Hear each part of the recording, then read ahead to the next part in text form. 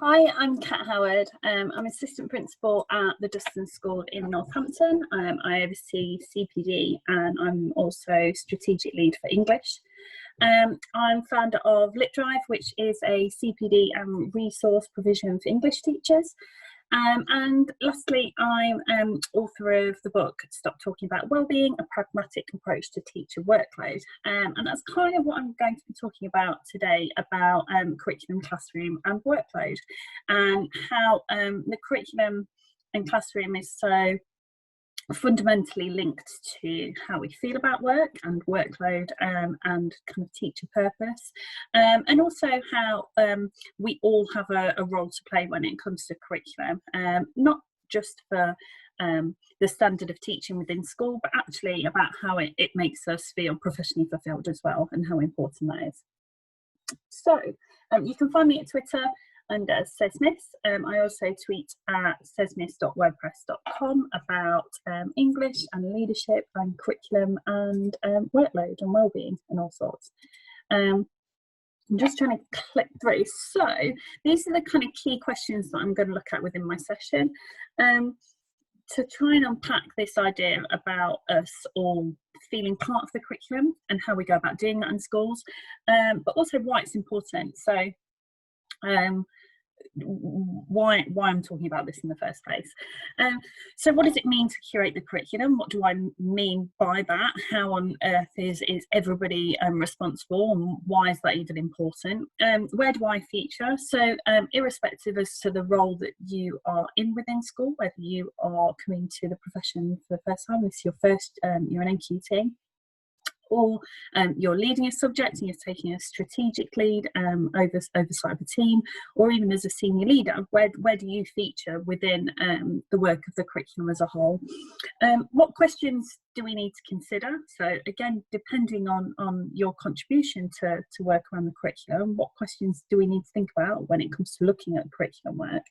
And what can you do next? So kind of practical ways as to how we can ensure that we all feel connected to the curriculum work that we carry out, but how also we work collectively so that it's a collaborative process, how we go about doing that, and particularly now at the moment, how we go about doing that with such a challenge. And so it's these kind of two quotes that I want to draw your attention to, really. Michael Fordham is history specialist, but it's incredibly pertinent when he talks about curriculum as a progression model, really important as well. But he states we need to break the dissociation between the curriculum and the progression model. This dissociation is something we can no longer afford to sustain. When he was writing, he was very much talking about kind of the work of the curriculum, what the curriculum looks like, what your curriculum provision looks like. But I also interpreted that dissociation, that disconnect, in the experience that teachers feel when they go into to work. Two things that kind of impact how we feel about delivering curriculum, really, on the whole. It's about to what extent we feel we were part of it. So we were part of its preparation, we were part of the thinking process, we were part of the curation of it, so we were part of the beginnings of that curriculum menu, we contributed in some way. But also the quality of the curriculum that we're delivering has a massive part to play here. We cannot underestimate how intrinsically linked curriculum is to workload and to you feeling a professional sense of purpose when you walk through the doors to work every day. If you're teaching a poor, flimsy standard of curriculum, if you are standing in the classroom every day and you taught something in September and you're now teaching another unit in December, and you for yourself, let alone the children, let alone the students, cannot make sense of the connection between the two and why that unit has been followed by that unit, if you are unable to make sense of that, then that's going to have a massive impact on how enthusiastic you are about coming to work every day. Because all of the other work is important, but the curriculum, the core work of what we do as intellectual academics, as teachers of our subject, as subject experts, the curriculum is the main part of that work. And so the more we feel that the standard of that isn't quite where it needs to be, the more difficult we're going to find it to feel enthusiastic about it and to feel professionally fulfilled by it. If we feel that we are doing our subject a disservice, then we're going to struggle with that. We're going to struggle to be fulfilled. The other area, and I constantly reference this piece of work because it's absolutely fantastic, that Jack Worth carried out a piece of research for the NFER around teacher autonomy and how much ownership we feel that we have, not just that we have, but our perception of it as well within the profession.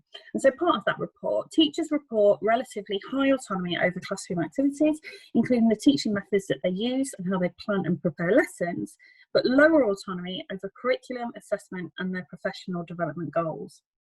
Now that for me is completely nonsensical, because what we do in the classroom and the classroom activities and our teaching methods and how we plan and prepare lessons, that is work of the curriculum.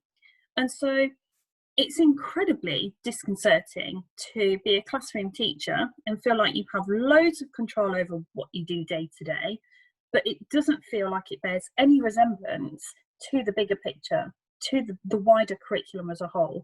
And you can't understand how one connects to the other, because you can feel completely invested and like you have full control over your classroom, but actually it doesn't represent what's going on in the wider school, or it doesn't even represent the curriculum of your subject. Now that disconnect through, as I said, lack of collaboration, or just perhaps because of the quality, you feel the quality of, and this is very much the case in some schools, you feel the quality in the classroom is of a greater standard than the quality of the curriculum as a whole. When that starts to happen, again, that's when our fundamental sense of purpose starts to break down, because we don't really understand and we can't make sense of our subject in how we're delivering it every day, and our subject on a whole school level or at a subject level. And so actually that's really important, that we all feel that we are curating the curriculum in our own way at our own level. So, okay, well, where do you feature in that? Everybody is the designer of the curriculum. I carried out an interview with Christine Council last year that I didn't include in Stop Talking About Wellbeing, because it was just so vast, and probably when I get to the end of my presentation you'll realise why I didn't use it, but that's something for the end. But one quote that really stayed with me was this, and Christine stated, your very being as a teacher from the word go should be thinking about what you're teaching, and if you're not thinking about what you're teaching, then you can't be teaching well. You're just a conduit. That the stuff informs what you teach. How you package, how you shape it, how you really uncover and unpack a subject for children is fundamental. You are just an operative if you have not taken part, if you've not been part of that process of putting the curriculum together at any level of being responsible for its design, and what goes into it, and the thinking processes. And even if you're coming to teaching for the first time as an NQT, you're still an academic intellect. You still have 4 years, you're still qualified to postgraduate degree, you still have an extensive period of time that you have studied the subject, and that needs to be utilised. That really needs to be shared. This kind of this breadth and depth of knowledge that we have of our subject, because that can contribute to more than just walking into a classroom and delivering somebody else's stuff. And so we are all kind of cogs, components that work in symbiosis of each other, that senior leaders act to create the right climate, and have this wealth of knowledge as particular specialists of whatever subject they are specialists of, but ultimately they're there to create the right climate that then allows us, everybody else as teachers, and saying us, to be able to design the curriculum and create that in the way that we see fit. So it's incredibly important. And so these key components of within a school all have a very important role to play in order to create the right conditions for that curriculum to establish, be embedded, and be delivered in almost a best bets approach. So what I mean by that is the senior leader is there to create those conditions. So the senior leader is there to eradicate anything that stands as a barrier to the curriculum. That could be data processes. If you have a collection of academics spending time inputting data, that is not the best use of school time. When you have a data specialist or a data analyst or somebody in administration who is really, really well versed in completing Excel spreadsheets. I'm not, because I'm an English specialist. I want to talk about curriculum, and I want to think about curriculum, and I want to deliver my curriculum.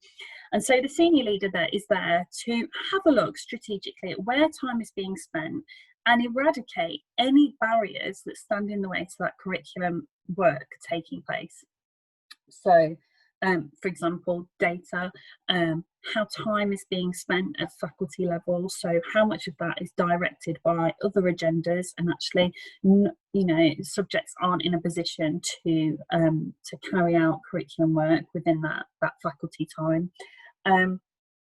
And to ask the right questions as well. Senior leaders aren't there to be specialists of all subjects. They're there to ask subject leaders and empower subject leaders to ask the right questions and to be able to articulate their subject. So senior leaders really sit there within this process, this interconnected process of curriculum work, to make sure that nothing stands in the way of subject leaders carrying out that curriculum work as specialists of their subject. And so the subject leader role is really one of empowerment, because again, the more ownership that individual has over a subject that they specialise in, the more enthused they're going to feel, and the more fired up they're going to feel about what it should look like, and the better equipped they will be to lead that team in doing so. So subject leaders really and teachers work in this kind of symbiotic role to work out what the curriculum should look like as a whole, overall. But then it's down to the teacher as well to kind of articulate how it will look best being delivered, what that will look like in the nuts and bolts of the classroom day to day, what kind of questions might be asked, what are the best, again, I'm an English specialist, so what are the best texts to employ in order to ensure that we're delivering those concepts of the curriculum. And those are choices that those specialists need to have the time and the freedom to be able to do, empowered by the senior leaders.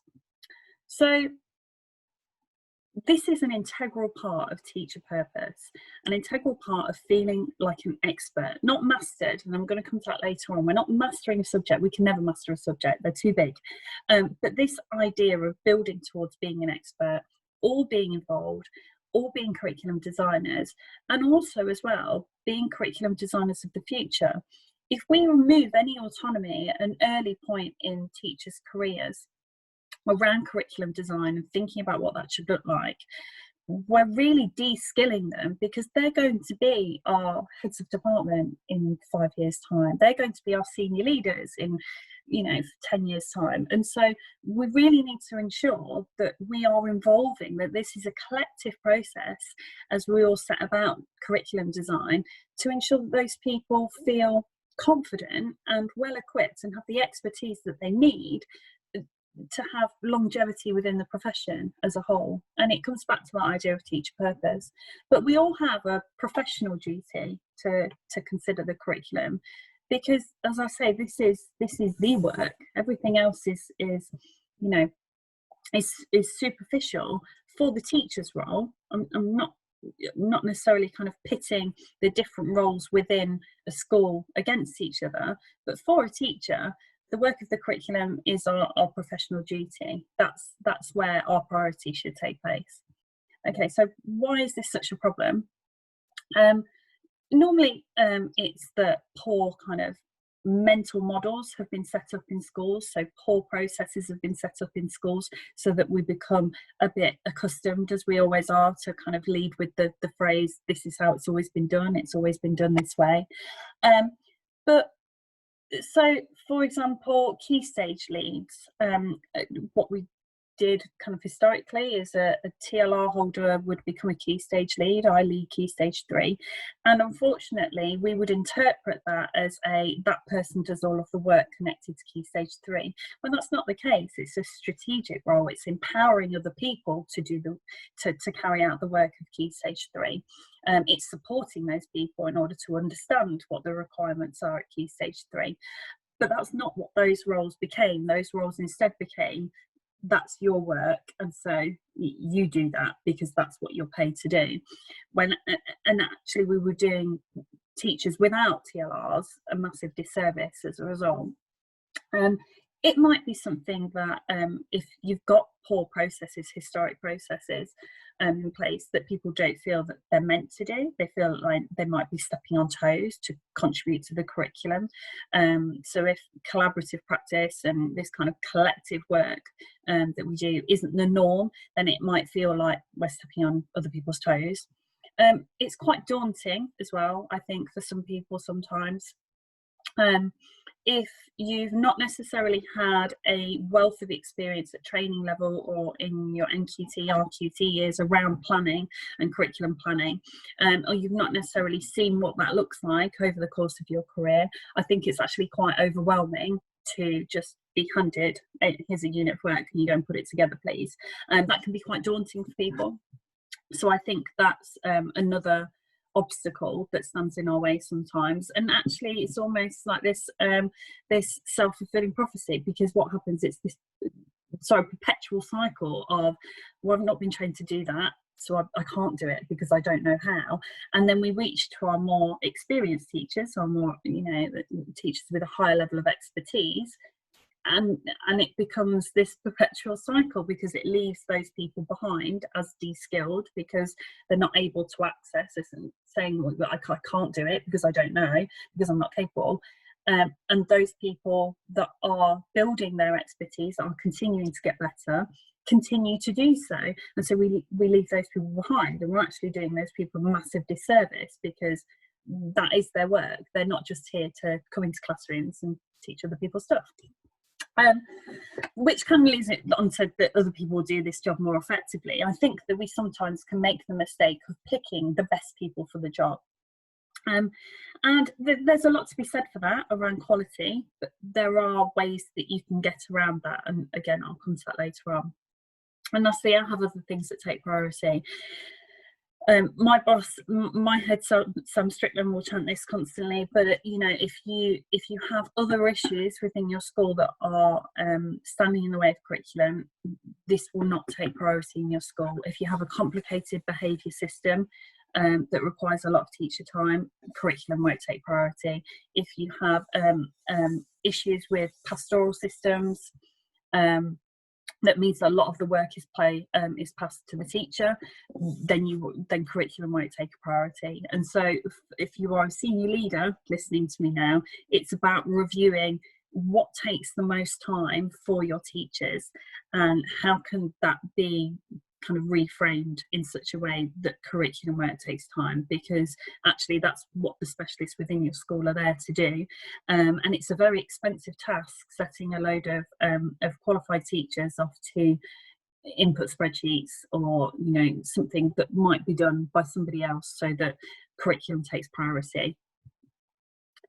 So irrespective as to the level that you're at, or the role that you hold within a school, what questions do we need to think about when we talk about curriculum? How is it that we can build or design or think about curriculum in a way that leaves us feeling really satisfied and fulfilled, and this sense of purpose as a result?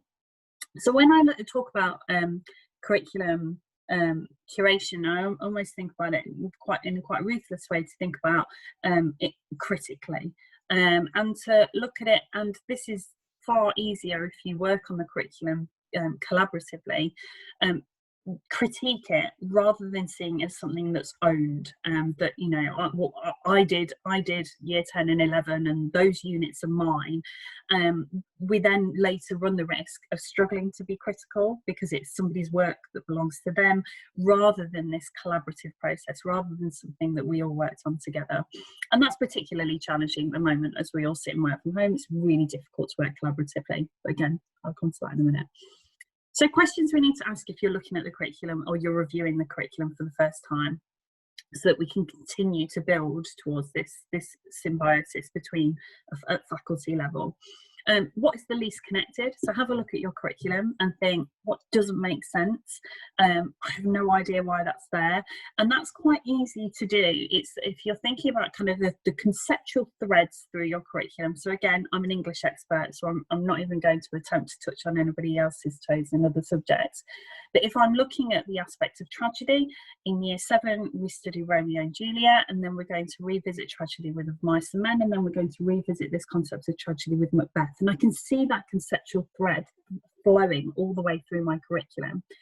If there's something where I can't make sense of it, it jars and it doesn't necessarily seem to, and I can't make sense of what sequence it's in, or I can't make sense of why it's there at all. I think that what we do a lot sometimes is say, well, we've always taught it, and not necessarily ask these questions ourselves. If it fails to connect, then that might kind of answer your questions. That kind of leads on what's the least useful. So what we also do, and English teachers are the worst for this, I'll hold my hands up, is that if something is on the curriculum and say, well, why is that there? Then we often go, well, it doesn't really connect to anything. It's not really useful. We don't really do it at GCSE, which again is not a reason to put your curriculum together. This is what they do for the exam. But yeah, we've got that unit because the kids really love it and we really enjoy teaching it. And there's definitely a place for that. I'm not saying that we need to hate what we deliver, but it needs to be useful. And to quote Mary White, it needs to be useful and beautiful. So it needs to have a purpose. It needs to serve some greater gain. And so if I'm teaching, again, don't at me, if I'm teaching wholes in year 7, are the themes of wholes going to help inform students later on when they look at A Christmas Carol or Lord of the Flies or Inspector Calls? You like, I'm looking over here, like this is Key Stage 4. If I'm teaching wholes, is the narrative structure of wholes going to be something that informs when we write later at GCSE? Is it going to lift my students' work up as a result of studying this text? If I cannot answer yes with conviction, it's not going to fulfill me professionally. It's not going to make me feel good about teaching. The other question we need to consider is, what is the heritage and ancestry of your curriculum? And by that I mean, especially if you're coming to a new school, as a subject lead particularly, and you're looking to review the curriculum, you need to be able to have those conversations with people to establish who did what on your curriculum. That's really important. Who put what together? Because if you are looking at discarding something for something else, you need to be aware of the conversations that you maybe need to have with people to ensure that those people still feel that they've contributed. It may be the fact, again, that you have 3 or 4 people of a faculty that have contributed to the curriculum as a whole, and you have a large selection of people that have yet to contribute to the curriculum as a whole, and maybe it's worth having conversations with those people. But it's not just about what's on your curriculum, it's who contributed and who put that together is really important to know. What was previously discarded?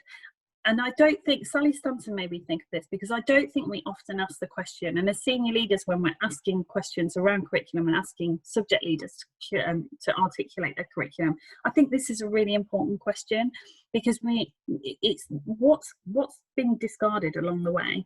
It's also really useful to ask that question, again, if you're coming into a new school and you're making a suggestion, you need to know.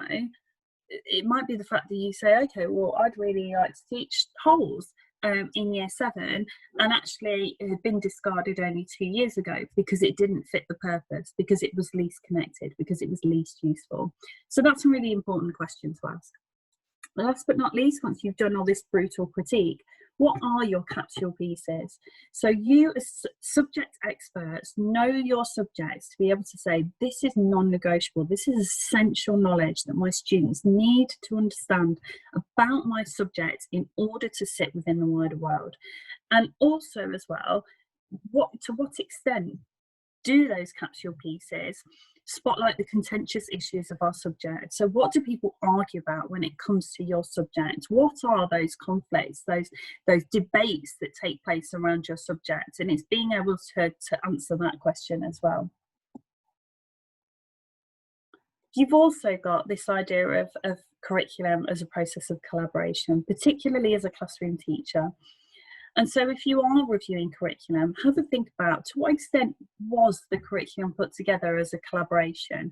So who was involved in putting that curriculum together? And that's really important about kind of working out the expertise of your team, but actually the people that maybe didn't contribute that would like to contribute, and involving as many people in the process as possible.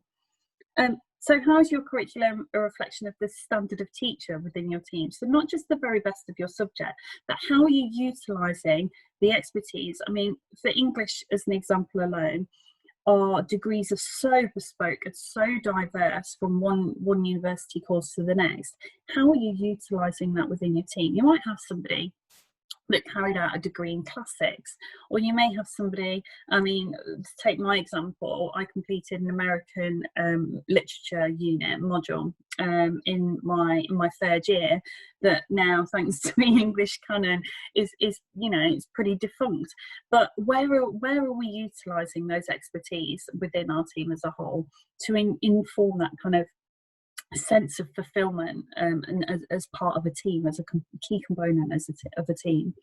To what extent could you teach all aspects of the curriculum? This is really important about upskilling yourself in that sense of professional duty, so that you feel informed of the curriculum, that nothing on that curriculum menu, as far as can be controlled, overwhelms you or makes you feel daunted. And what can you do to ensure that that isn't the case? So lastly, where do you place yourself as a subject expert within the curriculum? What are your expertise? Where are you an expert of, and that picture as a whole? Where can you maybe upskill other members of your team as a result of being an expert within the curriculum as a whole? So where do your strengths lie? So what next? Depending on obviously where you are in your position within school, I think it's very much about building yourself as an expert of the subject and not mastering the subject. Senior leaders are not just specialists of their subject. Yes, they're experienced teachers, but they don't know everything about the subject. It's too vast. And so all you can do is look to improve and be better rather than perfect, and better rather than good when it comes to curriculum. As long as you're constantly engaging with the curriculum, that's going to give you such a massive sense of purpose. Contribution and not possession, I've kind of talked about around that idea that, you know, to what extent has everybody within the team, everybody within the school, if you're talking from a senior leader level, contributed to the curriculum as a whole. So it isn't just that certain parts belong to certain individuals. Everything should feel, and that might be working in clusters, particularly at the moment. I think that's really useful if you're working on curriculum, that nobody's working in isolation, that we're continuing to have those discussions about thinking about teaching, talking about teaching. Really important, so that nobody feels like they're isolated, daunted, overwhelmed by what they're doing, but also that no one feels in possession of particular things and particular units within the curriculum as a whole. And last but not least, the power of collaborative networks. Mary in my curriculum book is fantastic for this, because she has a chapter on each particular subject and provides collaborative networks that exist offline as well as online, and really engaging with your subjects, which comes back to that original quotation that I gave you from Christine Council, that the more you're talking about teaching, the more fulfilled you're going to be, the more engaged you're going to be with your subject and the other people around you. And there's nothing more, I think, nothing more powerful than kind of sharing your subject and talking to other subject experts. On the back of that, Claire Hill and I have a book coming out in September that talks through that symbiotic relationship between the curriculum and the classroom. So it's all about, depending on the you know, irrespective as to the level that you're working at within a school and the role that you're working at within a school, what we can do to ensure that our curriculum, that the work that we undertake around our curriculum is really fulfilling and keeps fantastic teachers in the profession, but also as a knock-on effect of that, really delivers a gold standard for students as well. And that's going to be so important, I think, around as we look ahead to the future and what going to school and reopening schools fully looks like. I think it's going to be particularly pertinent that we look to the very thing that keeps us feeling fulfilled and the very thing that keeps us feeling really connected with our profession as a whole. So you can pre-order that now and it will be out in September. We're very excited about it. You can find me, as I said before, I blog at Says Miss, but if you have any questions about what I've been rambling about for a little while, then you can reach me on my email just there. But thanks very much for taking the time to watch and listen. Take care.